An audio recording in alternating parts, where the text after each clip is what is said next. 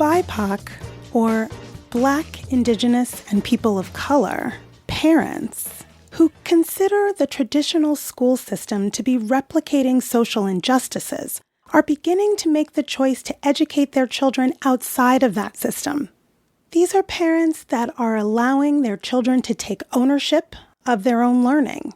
But many homeschooling, unschooling, and self-directed learning communities are religion-focused or very insular, or don't center the BIPOC experience in the world. Enter My Reflection Matters Village, or MRM Village. The MRM Village is a virtual, secular, co-learning community for BIPOC families and non-BIPOC co-conspirators who want to support and educate free people. MRM Village provides support, resources, conversations, and healing opportunities for caregivers and educators. Today I'm talking with the creator of the MRM Village, Chemay Morales-James, about the community she's created and how families can get involved with this valuable resource. Welcome back to Project Parenthood. I'm your host, Dr. Nanika Coor, clinical psychologist and respectful parenting therapist. Each week I'll help you repair and deepen your parent-child connection, increase self-compassion and cooperation from your kids, and cultivate joy, peace, and resilience in your relationship with them. Here's my chat with Chemay. Hi, everyone. I'm here now with Chemay Morales-James. Chemay is a recovering school teacher and DEI coach turned unschooling mama of 2 and intuitive-led self-directed learning organizer. She's the founder and space holder of My Reflection Matters Village, a virtual community where educators and parents interested in liberated learning and living come together to decolonize, heal, and reconnect to Indigenous ways of learning and living. I'm so glad to have you here at Project Parenthood to educate us a little bit about self-directed learning. And I find that few parents know about it as an option. So thanks so much for being here. Thank you so much for having me. So self-directed learning really is not a new way of learning. It's actually the natural and intuitive way in which human beings learn on this planet. With the invention of schooling, formal education, we lost our ways. We lost our connection to the natural ways in which we learn. So when I think about self-directed education, when most people think about self-directed education or talk about that, this is about trusting the self, really. And in the work that I do, I like to question, well, what's driving the self, right? And that for me is where the intuition part, the intuitive piece comes, because we're not here alone. There are many elements on this earth that are guiding our intuition all of the time. And our children are born innately to feel and connect with energy, but they are conditioned in our society, in our modern society, to dismiss that, to feel like that there's something wrong if they're hearing things or feeling certain sensations or seeing things in dreams, messages in dreams. And so we, through time and social conditioning, lose that natural connection with what's guiding ourselves. So for me, self-directed education is a returning to that. It's a remembering of how I can have a relationship with my intuition, how I had a relationship with my intuition. And as a mother, observing how my children do that naturally and nurturing and supporting it rather than stifling it, dismissing it, demonizing it. I just wanted to stop you because you've said so many things. And There's I'm like, a lot. And, I thank you for that explanation. And I know there's more, but, part of the reason why I wanted to reach out to you and talk with you is because you have this community that you've made around the idea of self-directed learning. And, what I find so interesting about it is that people can, many times we think of like homeschoolers or people who don't use traditional school sort of being sort of siloed in their own little bubble, in their own little family, and not necessarily in a community of people. And so your community. I'm wondering if you could tell us a little bit before we jump into the self-directed learning, just a little bit about how you came to even bring this community together, and how it came to be a thing for you. Yeah, once my family and I decided traditional education wasn't going to work for us. And actually, as my eldest son, Judah, we started a traditional thing. Remember, I was an educator. I was, trained to work in the system and believe in the system. And when we started noticing those first couple of days of preschool that he physically was rejecting school, we'd never seen him kick doors down, yell and scream, like running to the door, mommy, mommy, crying. And I remember, sometimes the schools have those little cameras where you can watch your children in this separate room. I remember I had this moment of what are we doing? And who said we're supposed to do this thing anyway, at least in this way? Can't I just bring him home? If his body is rejecting this place, why am I continuously forcing him to be here? And I already intuitively didn't feel ready to even bring him here. But I was following our society's rules of what you're supposed to do and dismissing as a mother my own intuition that was trying to guide me. So Shane and I, my husband and I were like, okay, we're not going to do this. Let's homeschool. And in researching homeschooling, that's when I started learning about unschooling, really through Akilah S. Richards' podcast, Fear the Free Child. And I knew in my heart that this felt right. This felt like home, even though I had no idea how this is good, the how of it. I didn't know how it was going to turn out or how it was going to look. But I intuitively felt like this feels right. And so in doing this, making this decision, I learned really quickly that in the home education, unschooling world, that, not everyone's going to enter this with a very social conscious mindset. And I felt once again, like I did in conventional schooling spaces, that, okay, something's not right here. I need to find my people. I need to find more folks of color, and I need to find folks in general, white folks and folks of color, that understand that this work isn't just about themselves, that we have a bigger purpose in our lives, our children have a bigger purpose in this life, and we're supporting that. So that led me to wanting to build community. And so I started as simple as a Facebook group with finding people in my local state. And then that grew. And then we ended up forming a self-directed learning cooperative just for Black, Indigenous, and folks of color here in our state. And then the pandemic hit. I mean, everything just flipped upside down. But in a way, this expanded our work, because one of the things I was noticing in the work that I was doing here in Connecticut with other families of color is that while we were saying we wanted a liberatory lifestyle, right? We wanted a liberation-centered education, right? We didn't really know what that meant. We didn't know what it meant or means to really decolonize our parenting. All right, we hear these words about conscious and gentle parenting, but how does that actually look in practice when we really didn't have many models of that to practice from? That's when, right before the pandemic, I was thinking we need support as parents, and how do we create that support? So when the pandemic hit, it really was an opportunity for me to use the virtual space to build community with not just folks in our state, but folks across the world, because we have folks that were emailing me saying, I wish I lived in Connecticut because I'd love to be a part of this on the ground community. And then our on the ground expanded virtually. And that's where the village really was born. And it's been an amazing space where we provide the supports, the conversations, and the learning opportunities for folks to really heal, to unlearn and relearn together. And it's been exciting to be able to bring folks like Akilah and Sunjata, and we have Radical Learning. There's so many beautiful people that have come through the village to provide offerings really to support us as the adults who are supporting and raising free people.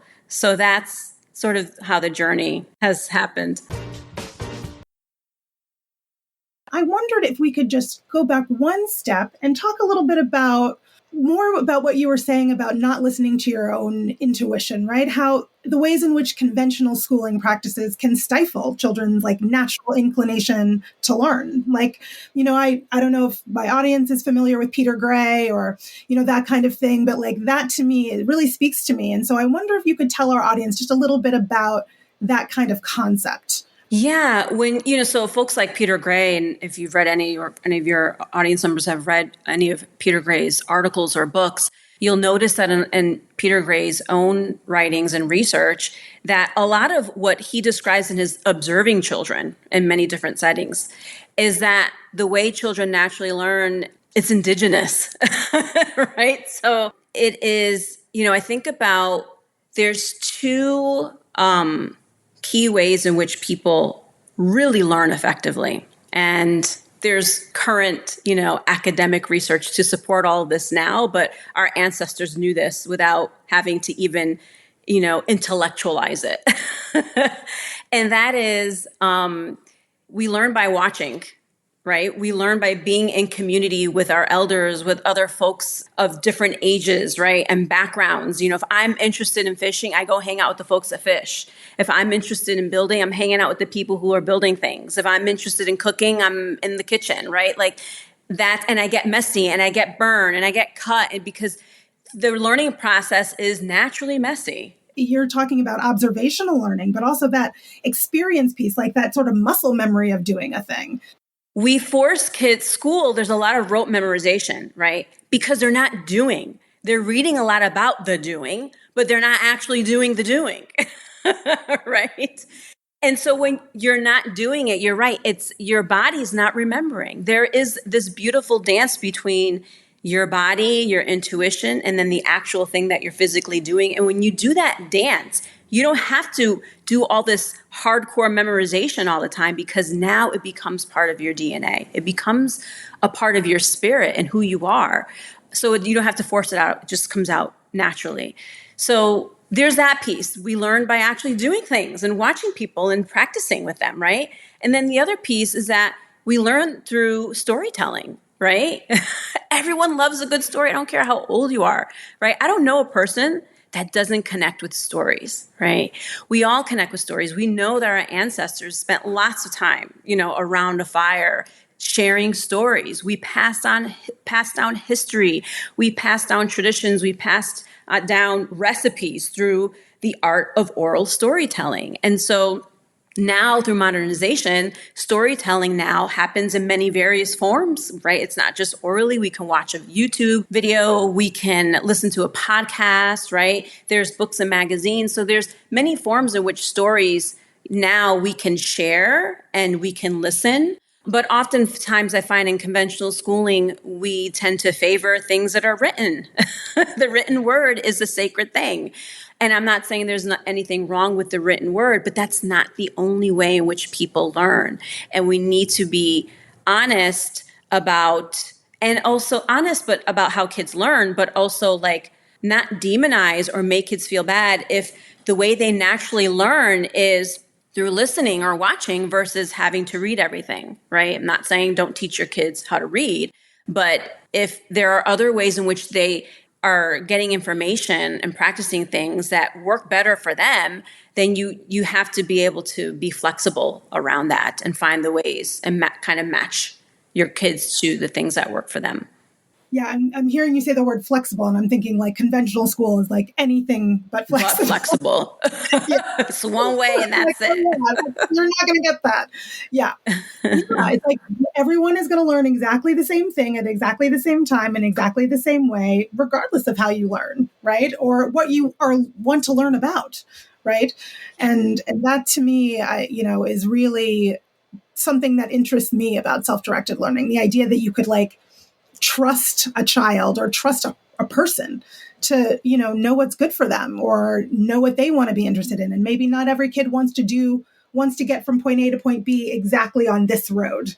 What school doesn't do, and what I notice that self-directed learning offers for my children and other people's children that I've observed, is that when you create the conditions in the space for young people to really openly explore what they're interested in, what makes them excited. Because I think that's the most important thing, is that we have a world and we have communities of people that do things that excite them. Because when we do things that excite us, that literally puts us, our energy, we vibrate in a higher frequency. That's just that's the metaphysics of it. Like, I don't know anyone that's doing something that excites them and that their energy feels low.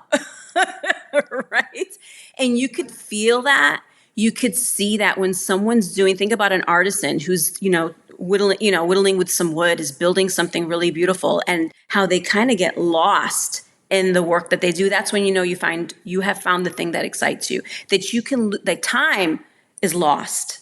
Wow, I was building that thing for 3 hours. It felt like 10 minutes. That's flow. When you're in flow, it's almost like a state of stress, but it's good stress we like, stress that feels good to us. I mean, I feel that when I do my work. And so for me, that's one of the key elements for me, or purposes of education, is how do we support people and finding that their spark, and people really tuning in and leaning into the things that excite them so that they continue to evolve their work and their practice and hone in to the thing that excites them. Because I want the person who's working on my car to be working on it, not because someone told them that's just the job you need to do because it pays the bills, but because it excites them, right? Like, they love tinkering with cars, right? That's the person I know is going to probably do really well with my car. I can trust them with my car, right? We all want to be able to trust the people that we work with in our lives, right?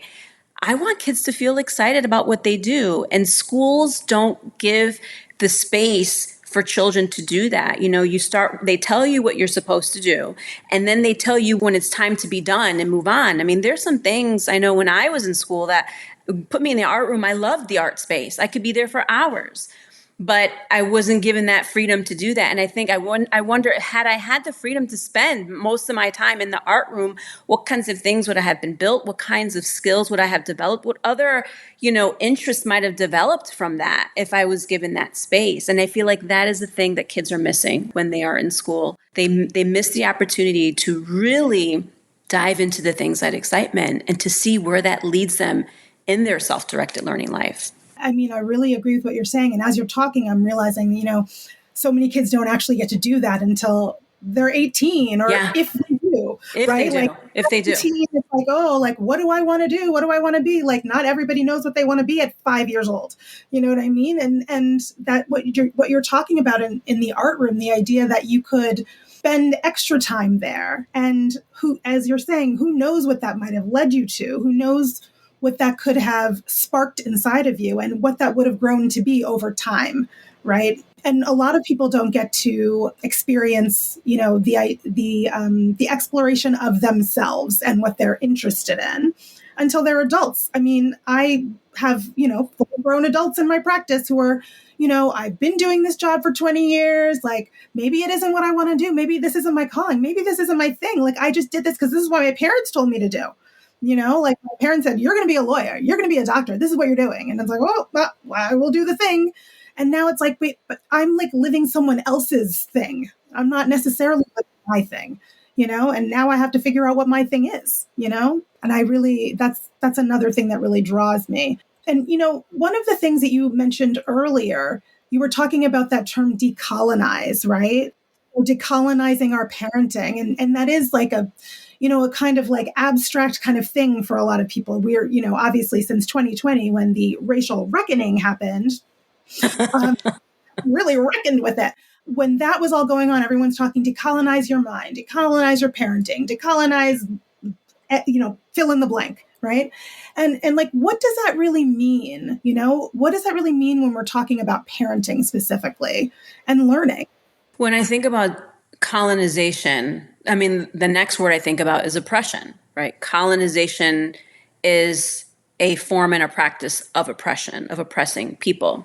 Do I think those who colonize, like when I think about those who colonize the United States, were in their minds all thinking like, this is exactly, what we want to do? I think their goals were mostly connected to religion, right? Here's the thing about oppression is that this is how it works, is that, well, hurt people continue to hurt people, right? We know that old phrase, and that's how colonization has pretty much shown up in our lives, right? You've had people who were hurt, who were oppressed, who then continue to oppress others under the name of religion, right? I mean, that's just sort of like the quick sort of summary of it all. And so for me, when we are decolonizing, we are awakening and we are becoming more conscious and aware of how our practices as parents, as practitioners, as people living on this planet, how we continue to use some of those practices of oppression, right? Which are all tied to all the isms, white supremacy, right? Sexism, race, like all of those things are connected to colonization and slavery because those things are connected. They're not separate from each other. So yeah, for me, it is about recognizing as a Boricua, how white supremacist practices infiltrated in my own culture and how our own culture, people in our own culture, how I subconsciously practice white supremacy and literally say, I'm not going to do that anymore. Like I'm going to begin to name those things, those elements in my upbringing. Right. And it stops here. Like it stops here.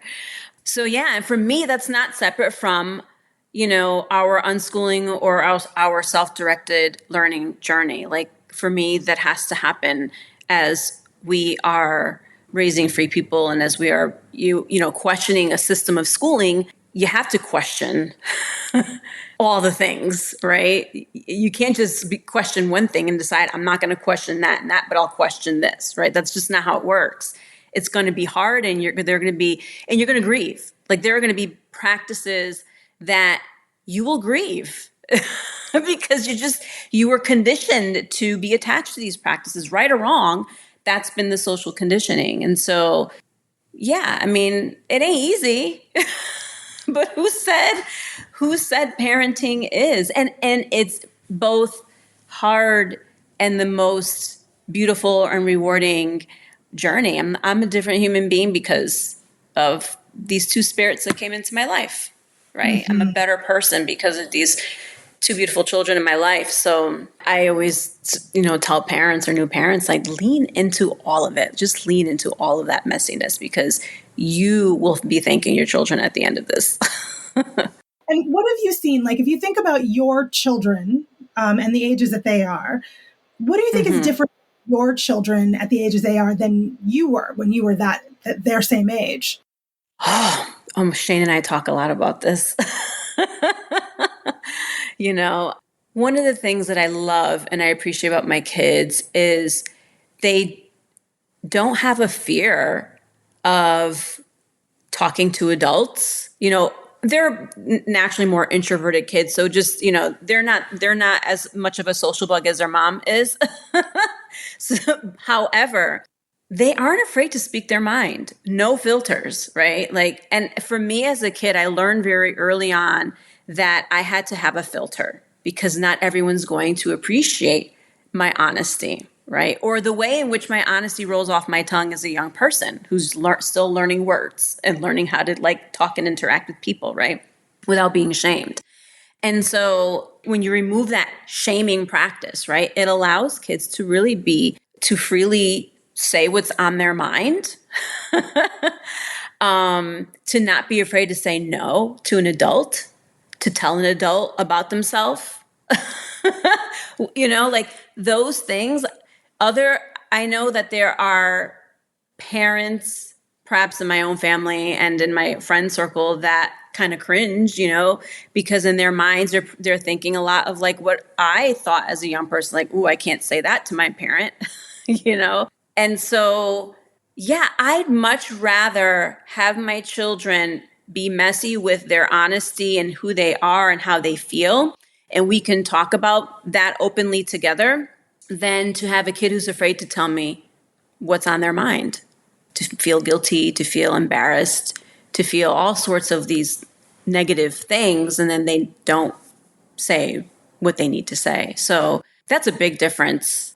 I also noticed that my kids are they're learning the academic things. Like I could probably hear some of your audience members wondering like, yeah, okay, that's nice. So you you find the thing you love and it excites you, but like, can you read fluently? Can you like do some math? Can you make sure? Change at the bodega? Yeah. Can they count the change at the bodega? Right. Like, it's funny because now that my kids are 10 and 12, so they're, sort of that middle school age, right?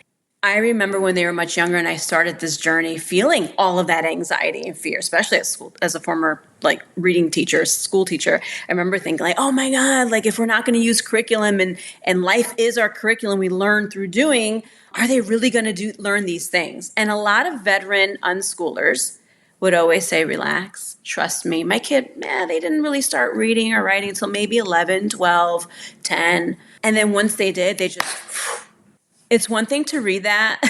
It's another thing to live it. Because yes, those veteran unschoolers were absolutely right. Like my children, once they started reaching sort of this middle schoolish age, something that's different from when I was growing up their age, like these things were forced on me and they didn't feel fun. And oftentimes the things that I didn't perform to an adult's gaze properly, right, or proficiently, then I was made to feel stupid or inferior, or like I'm never going to get this, or I'm not a math person because like I just keep screwing it up all the time. My kids don't know what that's like. They learn at their pace without knowing what the standardization levels look like. Right. And that is a freedom. That is a freedom.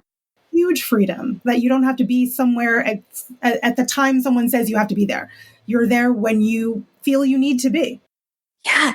And I love seeing them, when they're like, my eldest like, oh, I know how to read. Like for him to be like from, I know how to read to like, I remember when he was like, I want to learn how to read because I'm not sure, I feel like I need to be better, like, because on his own, that's, what he said. Both of them at different points have said this on their own. And like, look, I taught reading, so I know it's in my brain. I like can't even wipe it out. I know like what the standards are. I know like where kids are supposed to be at, whatever grade, whatever age level, right? And I know what, if they were in a classroom, what a teacher might think of them at their age based on their reading skills or their, writing skills. And I also know that a teacher that would express those feelings to a child, like to someone like my child would have all those feelings that I had growing up. Like I must feel I'm not smart enough, or I must not be good enough, or why is everyone else doing this better than me? And they don't have that because they don't live in a world of comparison, right? So I'm always at awe, not just with them, but their friends who are also part of like our cooperative, to see these kids so free in being who they are and feel so confident, right? In ways that are just the opposite of what I was taught as a school teacher to believe about kids. Like this has really flipped my whole, I worked in academia for a while in a research center. So all the research that we had, for me, I feel like it's just been flipped upside down. Like, I'm like, okay, this is blowing my mind. So let's talk a little bit about your community. You talked a little bit about it, right? People come in, they don't know necessarily. They know they want their child to be free, but they have no idea what that means or how they're going to get there or what that's going to look like or how much white knuckling they might have to do while their child doesn't read till 10 years old, right? Like, but what happens in there? Tell us about the village and what a person finds there. Yeah. So in the village, we have a gathering space. In that gathering space, but we have a calendar. So our community is welcome to actually put offerings. So much like in a self-directed learning community. So most folks are probably have their kids in conventional schooling may not be familiar with a self-directed learning community, or like an agile learning center is a type of a self-directed learning community. When you enter these kinds of spaces, or like even in our co-op, one of the things that we talk about as a community is offerings. So in school, they might call that courses or classes, right?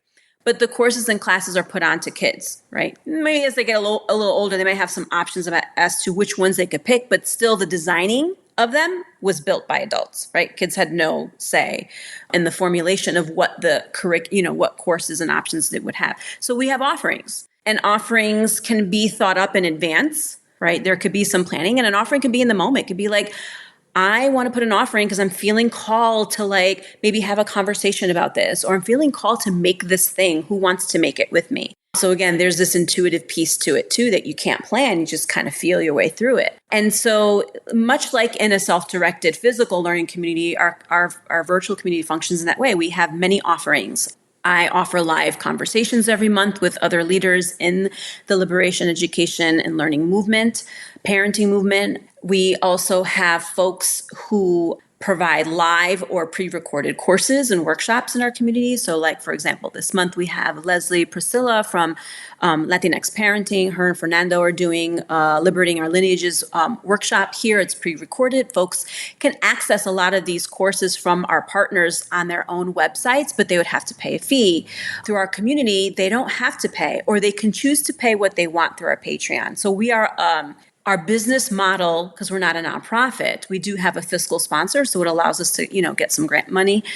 But we rely on a combination of grants and sponsors, folks who are part of our community, who are financially comfortable and can afford to give what they can a month. And the culmination of, all of that giving that we get is what allows us to pay for these learning experiences so that they are accessible to our community. Because that's always been a priority for me, is one, making sure that we're doing this work from the lens of Black, Indigenous, and folks of color. Because in the unschooling world, while there are many of us in it, oftentimes the voices that are centered are not ours. So that's really important in the village, is that our voices, our experiences are centered, and that the support that is provided is always thinking about folks of color, right? It doesn't mean that white folks are not part of our community. They are welcomed. White co-conspirators are welcomed in our community. Let me be very clear. There's a lot of people who are listening who do not know what that means. Would you tell people what a co-conspirator is? Yeah, so a co-conspirator is someone who's active, not passive, right? When I think about, an ally, is a person who is passively, they read books, they attend a workshop, maybe they go to a rally, but they're not actively involved or even have active relationships with folks of color. They're not actively involved on the ground with organizations that support folks of color. They're not actively giving up some privilege in order to support folks of color, right? So that is what a co-conspirator does for me in my own definition. So we have amazing white co-conspirators in our space who support the space. And they also know, like, when there's an event that's just for folks of color, they know. They know not to step in, right? Like, they know that's a sacred space that needs to stay sacred for folks of color. So with our Patreon members and some of the grant dollars, we've been able to offer our workshops and our offerings for free. So I love that I'm able to, one, offer learning opportunities, healing opportunities, because healing is so central to this decolonization work. There's a lot of healing that we need as folks of color that we don't talk about.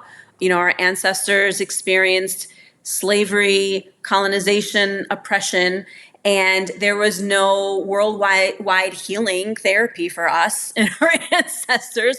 We still what have. What are you talking about, Chemay? Just pull yourself up by your bootstraps, sister. Yeah, I mean, really, right? So, absolutely.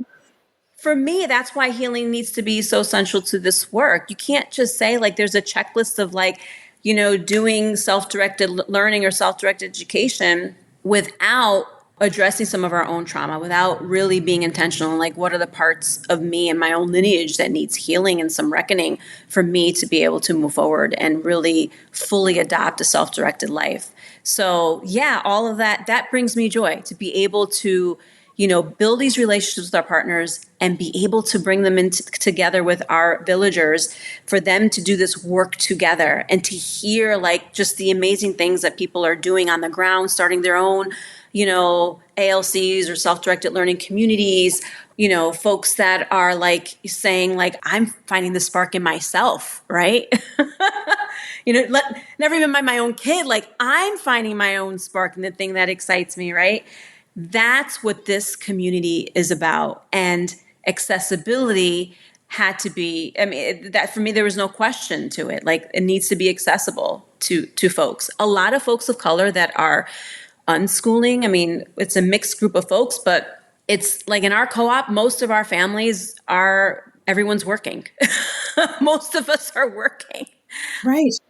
When I was part of a co-op that where we had other white families in our state that were part of that, it was not uncommon to find white families where there was one partner working and the other one was staying full-time home, right? Because financially they could, right? And I'm not saying that speaks to every white family that home educates. Like, we all know that there's no like 100% of anything, but those are the patterns that I was noticing, was that, you know, with my people, like, we all had to work. And so, accessibility has always been really important for me. And so I'm grateful for those who give so generously so that we can do this. And then we support our partners. Like, all of our partners are BIPOC folks, the majority of them. And we're also supporting their work, right? Like, it's just like a win-win on all the sides. Sort of piggybacking off of what you just said about working families and, people being in different situations, maybe even some white families being there. I wonder if, what is it like? What is being in your community like for people who haven't made the total jump, right? Like, I have to send my kids to school. I am working. My kids just can't be at home all day. Like, I got to be somewhere else. But philosophy, this way that I do want to raise my children this way. I do want them to feel like free, liberated humans in the world, right? Even though I need to send them to this place to a traditional school, because maybe that's all that's available in my town. Exactly. So what happens there? So, because community is important. This work cannot happen alone. It's almost impossible to do this work alone. Community could be family, could be friends, could be neighbors, can be, your co-op, right? And so, I mean, I've known people who have tried doing this as single parents, and because they didn't have an extended community to really help them, they needed someone to watch their kid for a few hours while they went to work. They oftentimes would end up using school because school was the community for them. I also know single parents who do this and have been doing it because they have extended community members, right? Like, they have the village that helps them to raise their child. So the number one thing is, I never want a parent to feel bad about the choices they have to make for their family, what's right in that time. And what's right in this moment can be temporary. And I think sometimes that's hard for us to understand. Sometimes we live in this ideal, like, we want the ideal thing. I want the thing that, I see Chemay has on a video screen, right? Because, like, what you're seeing is 10% or 5% of my life. No one knows the rest. And all the people that support me and my family that makes me or helps me to do this life. And so I think that it's nice to know what you really want and put it here, but also understand, like, that it's okay to, like, have these baby steps and to work towards that slowly. It doesn't have to happen overnight. So, and there are elements of self-directed learning that you can integrate into your lifestyle while your kids are in school, right? You might even choose school because your kids are choosing school, right? Which is still self-directed learning. It's they are choosing to be there. That doesn't mean they're not self-directing. They are actually self-directing, right? So I think that's okay. I don't think any parent should feel bad that they need to rely on school, because that is the community they have right now. And as they are utilizing that community, they can also find other ways in which they're building relationships with other parents, maybe, that are able to dive deeper into self-directed education. Like, build those partnerships and relationships. Expand your community, because that expansion will allow you and your child to be able to explore alternative ways of, like, learning and living together, right? So even if your kid's still in school, there might be other opportunities outside of school when they leave school where they can dive into their passions. And I think the other thing is that, when you're raising a child who's understands their autonomy, right? Knows they're a sovereign, whole being in this world, right? Separate from their parents, that they take that philosophy and they take that confidence into that classroom, right? And that they're not afraid to use it, and that you as a parent make it very clear to your child that you support them 100%, no matter what. I support you 100%, because then they know I always got backup. If I say no and I speak my mind to an adult, right, in a school, I know my mom's not going to shame me and punish me. I know she's going to back me up, right? Because we've had these conversations. Yes, absolutely. In a similar way, do you have parents in the village, in the My Reflections Matter village, who are maybe haven't made the jump, maybe who are still using conventional school, but they are, philosophy-wise changing, telling their children about the fact that I have your back, right? For instance, my child, for instance, like, we're not a punishment family. She's never been punished in her life. But people get punished at her school, like punished. I mean, like, that kind of removing of privileges. You lose recess time, things like that, which I think are horrific, but it can happen. Or rewards. You only get rewarded if you perform the way I want you to perform, right? Correct. Mm-hmm. Correct. But my kid knows that that's not cool, right? Like she'll come home and say, like, so-and-so, I saw two kids and they were made to sit on the bench at recess and nobody even helped them work it out. Like, no one even taught them how to, like, talk it out or anything, like she knows that, like, she's supposed to learn something, that, like, we're not going to punish you, but we will sit you down and say, like, hey, let's talk about this. Like, here's some information you may not have about the scenario, right? Like here's how you would talk this thing through with a friend of yours that you're having a disagreement with. And I'm not just going to punish both of you, because what do you learn then? You've learned nothing, And I think, so I'm wondering about that in the village. Is there a way that parents can have these philosophies, teach their kids these things, and their kids still have to participate in the conventional world? I mean, all of our kids have to participate in the conventional world, right? Because, like, my kids are not in conventional schooling, but they're in conventional sports teams. And the majority of the kids on their teams go to school, right? So we're not living in a bubble, although there are some home educators, right, that choose to do that. And that's a whole other kind of conversation. And I think that's very problematic because, well, like I said, that's a whole other conversation. But yeah, our community is a blend of, we've got, like, hardcore unschoolers that have been doing this, like, forever. And then we've got folks who have their kids in conventional school that are, like you said, dipping their toes. I'm really interested in this. Maybe I don't have options right now, or feel like I don't, or I'm afraid to kind of take a risk, or don't have enough support to take risks to do this. But I want to know more. So we have all the range. We have educators. So we have folks that don't have their own children and they're working directly with other people's children, some that are in conventional schools, and we have some that are in non-conventional learning communities, like I described earlier. We have a nice blend of folks, and that's intentional. Like, one of the things that turned me off in some unschooling communities was that they were using tools of oppression without realizing they were using tools of oppression, right? There was a lot of shaming of, like, people who send their kids to school, almost like I feel like I'm superior or better because we've opted out of the system and you all are still part of this game, right? And, things are just not black and white like that. The hierarchies of, like, it's that hierarchy. Yeah. That hierarchy exists in school too, just in a different way, right? Like, I'm not trying to be part of any of these hierarchies, right? And I don't think, life is very complex and layered. All of us are in different physical spaces and communities, right, that can allow us to navigate unschooling or not in different ways. But we're also, healing-wise, in different spaces, and we need to give each other grace for that instead of shaming each other and making it seem like I'm better because I'm able to do this thing.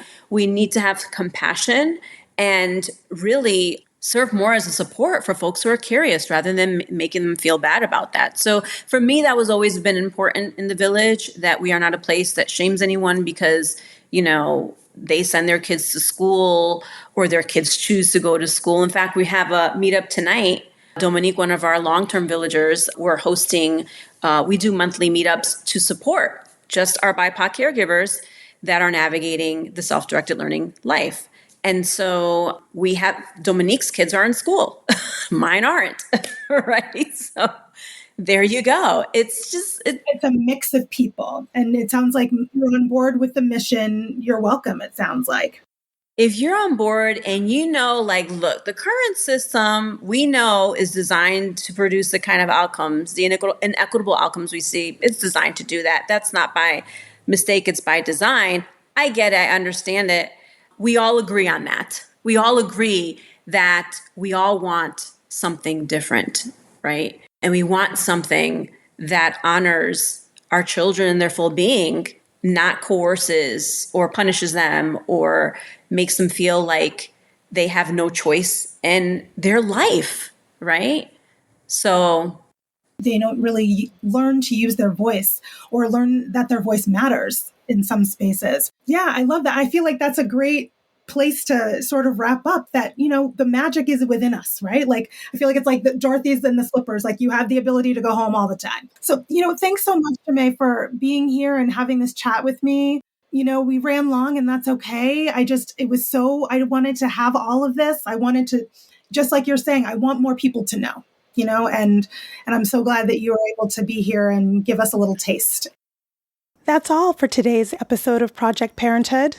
Thanks for listening, and I hope you found this helpful. Be sure to join me live on Instagram at BK Parents on Monday, February 26th at 12:45 p.m. for my monthly Ask Dr. Coor. Get your questions answered in real time.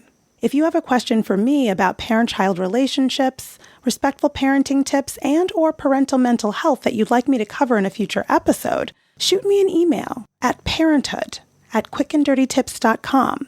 Leave a message at 646-926-3243 or leave a message on Instagram at BK Parents. That's BKPARENTS. And you can learn about my private practice working with parents living in New York State at www.brooklynparenttherapy.com. Catch you next week.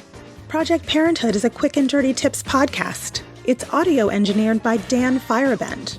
Our podcast and advertising operations specialist is Morgan Christensen. Our digital operations specialist is Holly Hutchings. And our marketing and publicity associate is Davina Tomlin. See you next week.